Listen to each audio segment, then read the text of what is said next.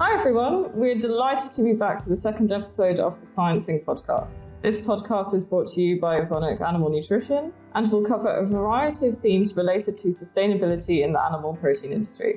My name is Faazi. I'm Director of Sustainability at Evonik Animal Nutrition and I'm your podcast host for today. And on this episode, I'm really excited to welcome Wouter Bruins as our guest for today. Wouter is the co-founder of Innovo, a company that has developed technology to detect the sex of a chick before it's hatched, while it's still inside the egg. During the process of breeding layer hens for egg production, the male chicks are culled as they cannot lay eggs and they can't be used for meat production. But this technology means the eggs can be disposed of safely before the live chick is hatched. So this is a really exciting technology to improve animal welfare in the industry, and I'm so excited to have Wouter, the co-founder of Innovo, here to talk to us today about it. So, welcome, Wouter. Hi, can you tell us a little bit about yourself? I'm Wouter. I'm Dutch. I'm 38 years old, and I'm a biologist by training. And I actually started Innovo during my studies back in 2011. I was doing a master's in cellular biology. So I was studying biology, and actually that had nothing to do with poultry. So I'm a cell biologist, right? So I studied cellular biology, so looking at very small things, essentially. And during my studies, I saw quite a lot of entrepreneurs around me. There's a large biotech park around me, actually. And I saw people that were capable of working in biology, but actually doing many other things as well, building teams, and actually quite making quite an impact. So during my studies, at some point, I figured, okay, I don't have the experience, but I would love to have a job like that, essentially. Right. Why not start a business? And looking back, that was relatively naive, but I'm still very happy that I did, right? Because back then, 2011, in the area here, most people starting businesses were like 45 years old, had lots of experience, and then maybe they would start a company. And I was relatively young. And the way I actually went about it is I took it very serious to find something to work on. Right. I went out and spoke to a lot of people. So actually my dentist, doctors, I went to a flower auction close by. And what I asked these people is, I'm a biology student. I'm looking for a problem to solve. Maybe you have some issues I can work on. And that's actually how I got into this. I found a chicken farmer. That chicken farmer had loads of issues. He was very open about it. And he was looking for a solution. And one of them was the male chick culling. He saw it as a big issue. So that's really interesting for me that you sort of came to this first with a very strong entrepreneurial spirit, really wanting to sort of build your own business, solve a big sort of societal challenge, rather than coming from, as you mentioned, the more traditional route with the long industry experience before founding your own company. I mean, how do you think that shaped the way that Innovo has developed? Well, of course, one of the downside of it is that you don't have credibility, right?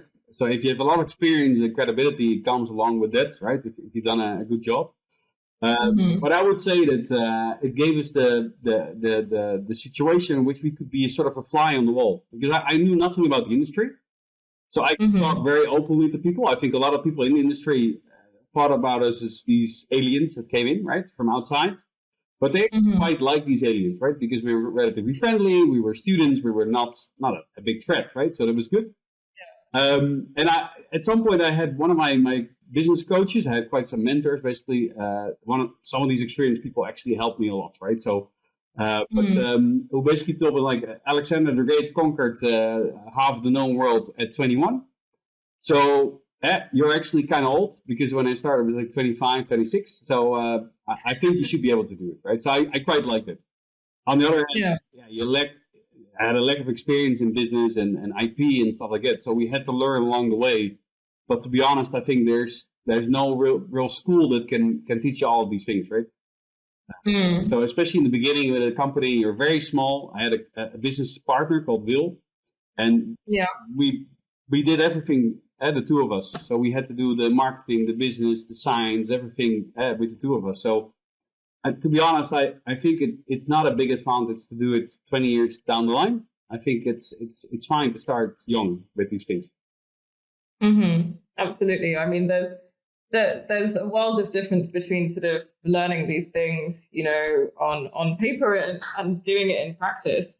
I mean, what do you think that the company would have been very different if perhaps you'd done this later in your career? How do you think that might have affected its development? Well, also keep in mind that if you do it later, one of the things that happens is that you get very eager for results. We were students back then, so we didn't expect much. We were okay with very lengthy conversations and stuff like that, which is part of this, right? So anyone starting a company like this, I would urge to say, okay, you take a year in which you actually analyze, figure out what the problem is really about, what the solution is about, before you actually start doing a lot of the work. But if you have a mortgage and kids and whatever, it's harder to be as patient, right?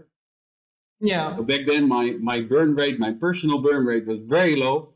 I was living in a very small apartment, and I was okay with it. So looking back, even now, I would probably struggle to do it the same way. But it helped us a lot because that gave us a basis to build the company from, right?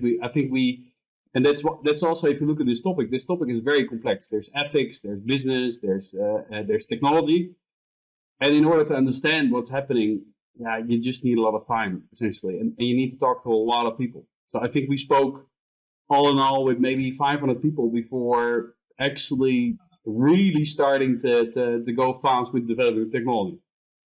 So okay, so let's go back to that point then.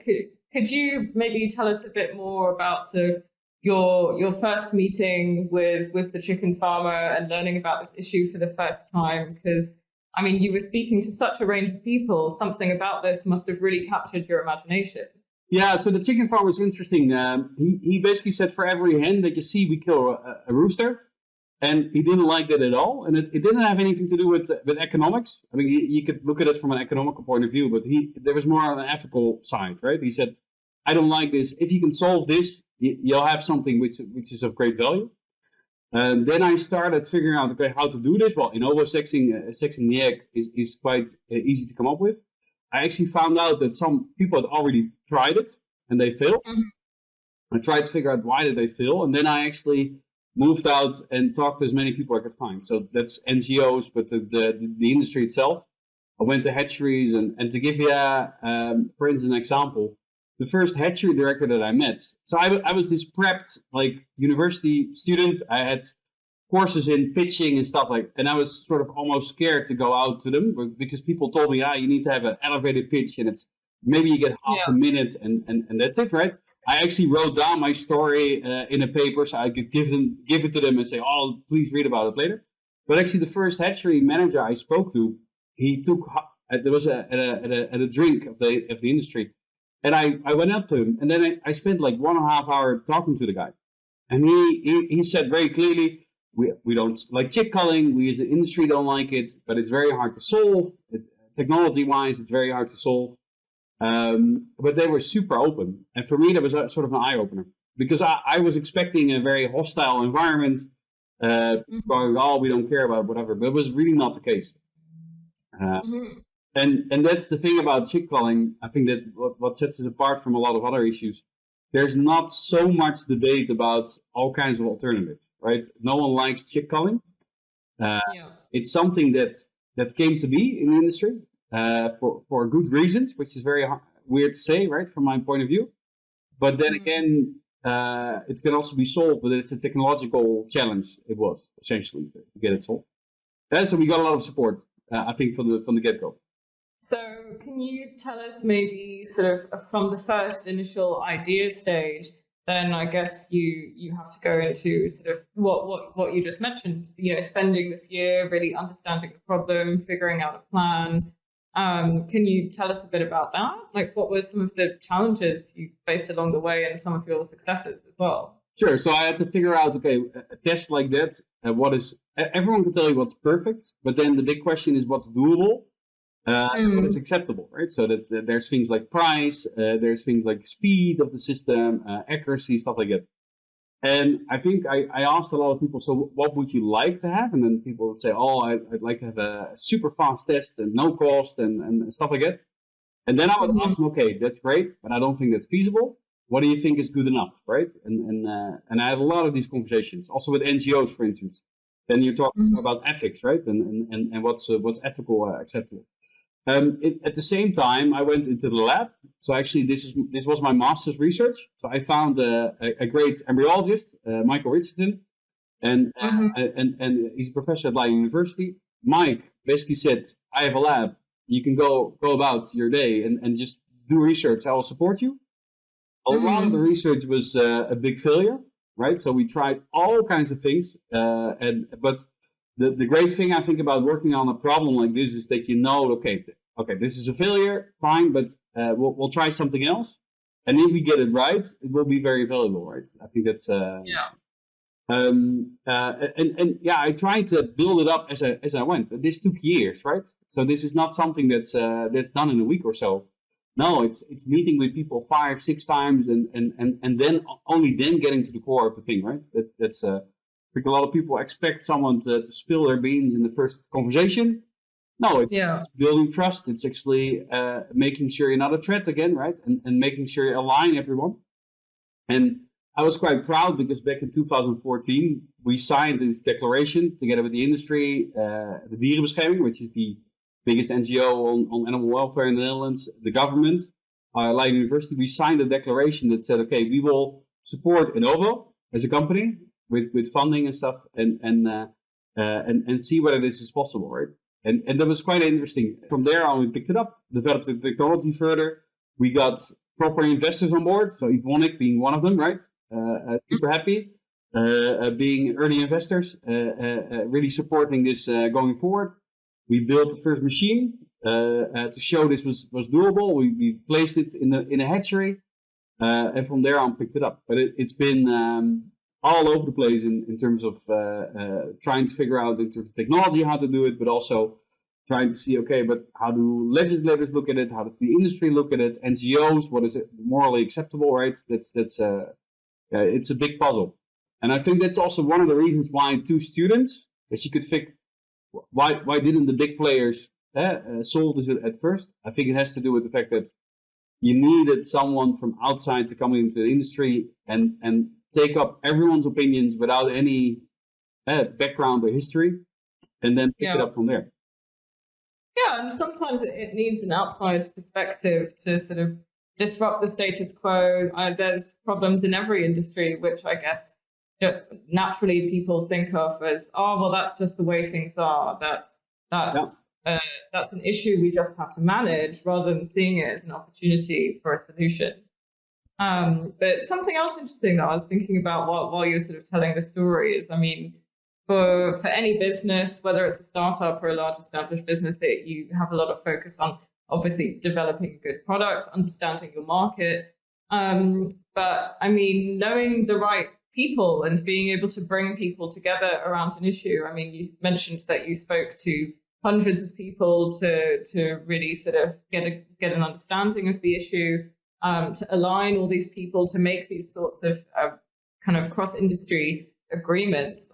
It sounds like that was a big part of Innovo's success. Yeah, I think if you look at it, the technology is one, right? So don't get me wrong, I am a techie, let's put it like that.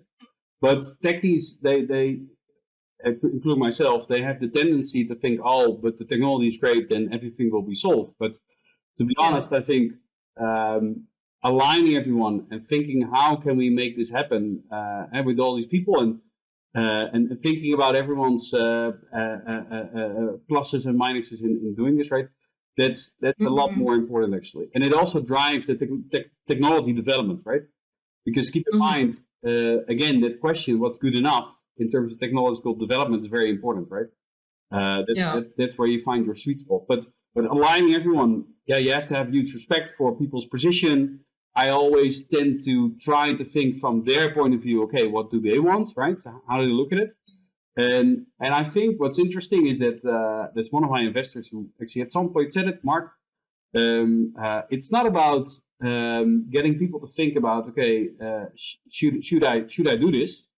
In the end, the whole case should be built around them thinking, why am I not doing this, right? What's keeping me from doing this? So we're going to take a quick break now. Grab yourself a coffee and we'll see you again in a few minutes' time. Every year, 6.5 billion chicks are killed in the worldwide poultry industry. Why? These chicks are male, they don't lay eggs, so they're useless in egg production. I am very proud to say that after 10 years of research and development, we're now coming out with a solution to this issue. Our technology can gender type the egg instead of the chick, preventing the eggs with the male chicks from hatching and getting culled. To scale this process, we've developed our Ella machine. It creates a tiny opening in the egg, and in less than a second, the gender of the egg is determined. The eggs are stamped, and the male eggs are removed from incubation and prevented from hatching. This machine currently operates in-line in a commercial hatchery in the Netherlands. We're very positive about the future. We look forward to working with retailers, packers, hatcheries from all around the world in solving this issue, and we can serve them with the technology to do so, to create a production channel without the need for killing off chicks. Welcome back to Season 1, Episode 2 of the Sciencing Podcast, with me, Faazi, Director of Sustainability at Evonik Animal Nutrition, and Wouter Bruins, co-founder of Innovo. And I mean, nowadays, would it be a fair statement to say that Innovo has moved from sort of the startup to scale up phase? Do you think that's a good assessment where you are? Yeah, for sure. And it has to do with the fact that everything clicks together, right? So at some point, you do know how we're going to make money. The technology works, and the market demand is there, right? People want to start killing chicks. They see this is a very viable alternative to do that. And I think that's something we've seen over the last year. Also in terms of funding, right? We raised quite a large funding round in the last year, 34 million. And that then brings us to a stage where we can say, okay, now it's about operationally, how do we scale this up, right? How do we do this? And it's an equal challenge, right? It's not so simple. On the other hand, I don't really have to explain that much anymore to people. Okay, we should do this. Now it's more about how do we do it and how do we get it as fast as possible into the market.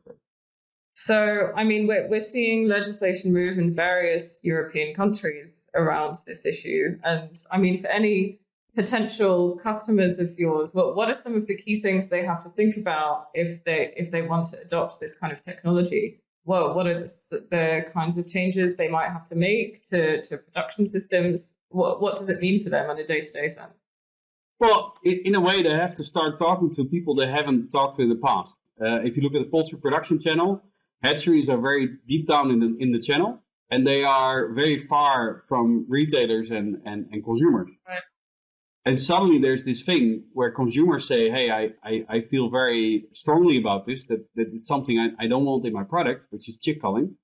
And keep in mind, people that pay a lot for eggs, and it can be 5 to 6 times more than a cheap egg, are saying, of course, they're saying, I want to see chick culling removed from my production channel, right?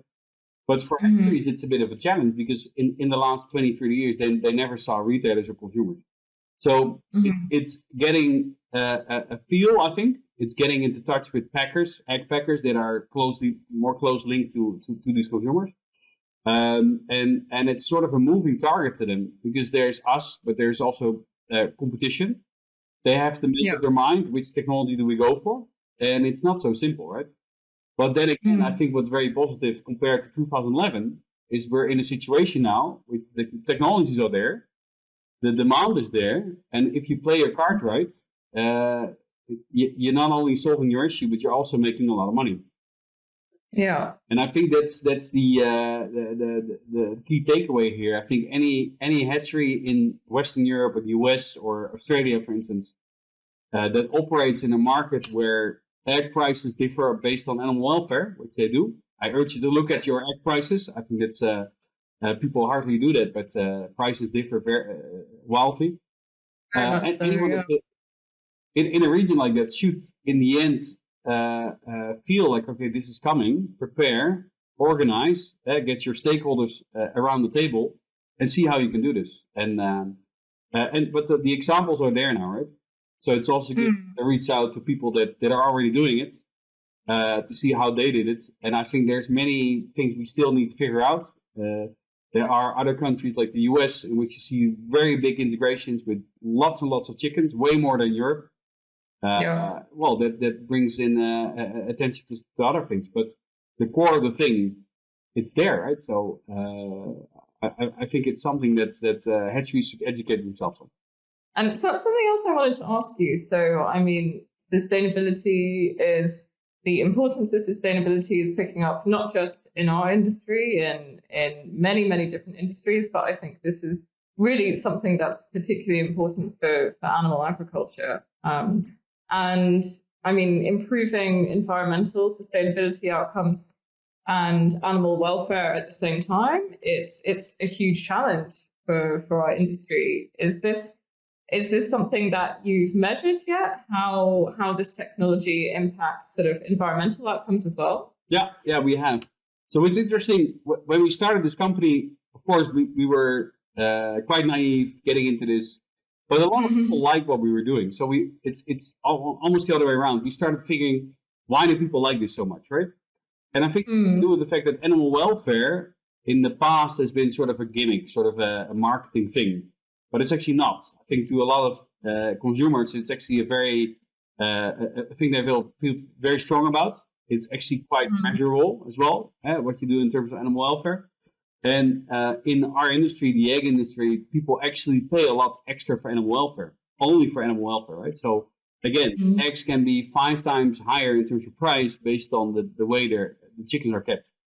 But then, as you said, a lot of people, there's sort of a paradigm where people think, oh, higher animal welfare means lower efficiency, right? Which is a huge issue, because if the more we start focusing on CO2 output, which we will, I hope so and I think so, it's going to hurt animal welfare. So I think my company, what we try to do, and we'll broaden our product base, right? We want to focus on improving animal welfare and decreasing CO2 output at the same time, right? That's what it comes down to. Now, if you look at the ELA system, so that's the genotyping system, there's 2 ways of looking at it. One is compared to the traditional way of killing chicks.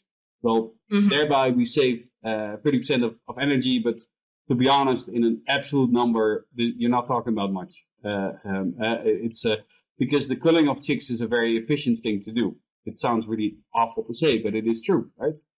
But then again, Germany, for instance, stops. There's a law that states you cannot kill chicks anymore in Germany. And then the only alternative that you have compared to in ovosexing is that you actually rear the chickens. And keep in mind, this is not a theoretical exercise. People actually did this in the last 2 years quite a lot, because the in ovosexing capacity was low. Compared to that, basically what happens, they grow the males for 11, 12 weeks, and then they slaughter them. You can't really use the meat, because the meat is their layers. It's kind of tough meat. They're hard to slaughter because they're very small. But the environmental impact of that is super high. So we offset by doing an ovosexing compared to that. Roughly speaking, 40,000 kilogram tons CO2 equivalent compared to rearing with one machine per year. So that roughly speaking, that's 20,000 households, right? So a Dutch household. So that's quite a big impact. But again, that's compared to the only viable alternative to chick culling. And what I believe is there's going to be more and more countries where chick culling itself is just not acceptable anymore.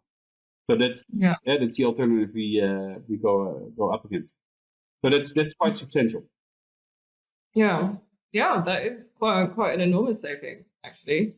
But I mean, as the market develops and this sort of becomes more widespread, do you see sort of the environmental advantages being maintained as more and more organizations take up this kind of technology?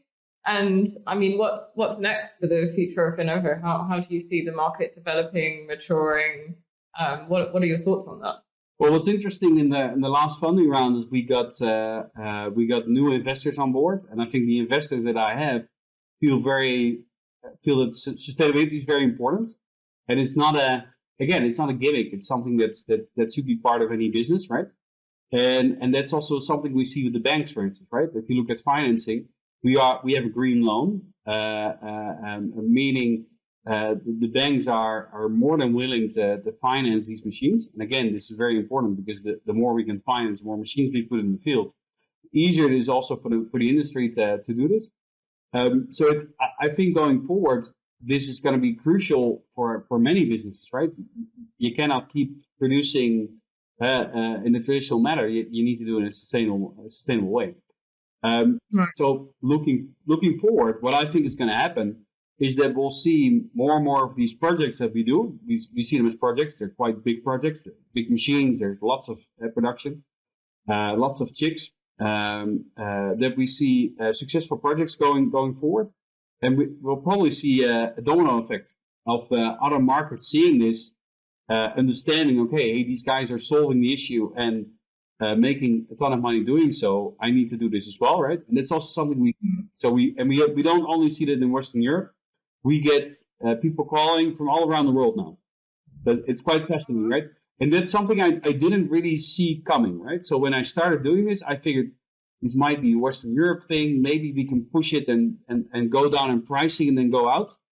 But again, a country like Chile, I will be in Colombia beginning of November speaking to clients. I spoke to US clients this week. I think the topic is something that will go much further than everyone expects, I think. But then again, it's an operational challenge, right? Placing machines all around the world is something that we have to learn as a company. We have to get better at. So yeah, that's going to be, I think, the biggest bottleneck in this case. Okay, interesting. So the future looks bright. Great. Well, I mean, thank you so much for your time telling us a bit about sort of your personal story, what made you so interested in this issue, and sort of all of the things that you've learned while you've developed the technology and developed the company. I mean, do you have sort of a final couple of sentences you want to share with our audience? I think if I think about it, if I summarize, right? First of all, if you're relatively young, you want to start a business, just do it, right? Don't think you need another 30 years to do it. I think there's plenty of problems in the world that need solving. And when I was a little kid, I always thought like, oh, there's many people that control the world and they think about this stuff and whatever. It's really not the case, right? So I have been in the situation where looking at the chick calling problem, at some point we were almost the only ones in the world that knew about it, cared about it, worked on it, and we're sort of the problem owners. I think there's many of these issues that are waiting for someone to take up the issue and actually solve it. And then if I look back, yeah, we took risk. Yes, it was hard work, but it's so much fun to be doing this, right? So it's something that people look at it and go like, oh, there's a mountain to climb. Yeah, that's true. But then again, I think the view is pretty good from up here, right? That's also the case. So I would urge people to be a bit less risk averse and just go out, pick a problem and see it's your own and solve it. I mean, that's a really inspiring story and a great way to finish up. I mean, I'm feeling pretty ready for the day now myself. So thank you so much, Wouter, for sharing all of that with us. And I guess we'll leave it there for today. So thanks again for your time. And yeah, all the best. Thank you very much. So this is the end of today's podcast. Don't forget to listen to our next episode for another topic on sustainability in the animal nutrition industry. To know more about Evonik Animal Nutrition, visit www.animal-nutrition.evonik.com. The Sciencing Podcast, a production of Evonik Animal Nutrition. Evonik, leading beyond chemistry.